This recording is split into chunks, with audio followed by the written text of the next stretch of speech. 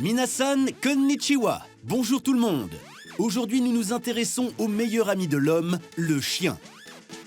Les Japonais adorent les animaux de compagnie. Chiens, chats, lapins ou encore hérissons, le nombre de cafés animaliers explose sur l'archipel et ce n'est pas près de s'arrêter. Il n'est d'ailleurs pas rare de croiser des boutiques entièrement dédiées à nos amis à quatre pattes et on y trouve tous les accessoires imaginables. Il faut dire que certains n'hésitent pas à traiter leurs chiens comme leurs enfants. Mais à Tokyo, avoir un chien n'est pas une mince affaire. Entre le coût et l'espace nécessaire, peu de Japonais sont à même de s'offrir ce luxe. Dans cet épisode, nous allons voir que les chiens font partie intégrante de la culture du Japon. Entre la célèbre histoire de Hachiko et les expositions dédiées à ces petites boules de poils, les chiens n'ont rien à envier aux chats, leurs éternels rivaux. Nous visiterons également un Inu Café, l'un des lieux où il est possible de se détendre entouré de chiens ou bien de louer l'un des canidés pour le promener.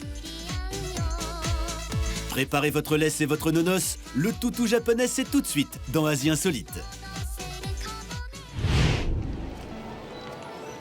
Pour notre premier arrêt, direction Shibuya.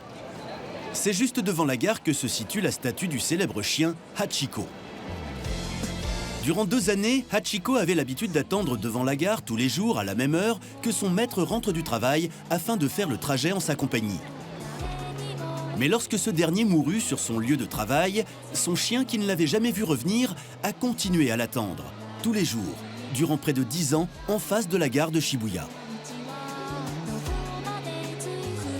Cette statue a été érigée en son honneur en 1934 et Hachiko lui-même était présent lors de son inauguration.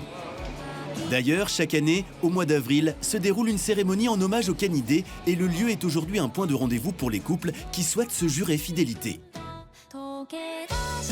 Mais ce n'est pas la seule statue d'Hachiko que l'on peut trouver dans la capitale. Si vous trouvez triste que le maître et le chien n'aient jamais pu se retrouver, rassurez-vous.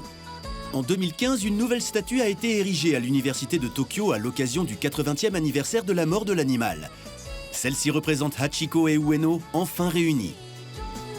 Et on voit bien toute l'affection qu'ils avaient l'un pour l'autre. D'ailleurs, l'inscription dit « Hachiko peut enfin retrouver son propriétaire, Ueno ».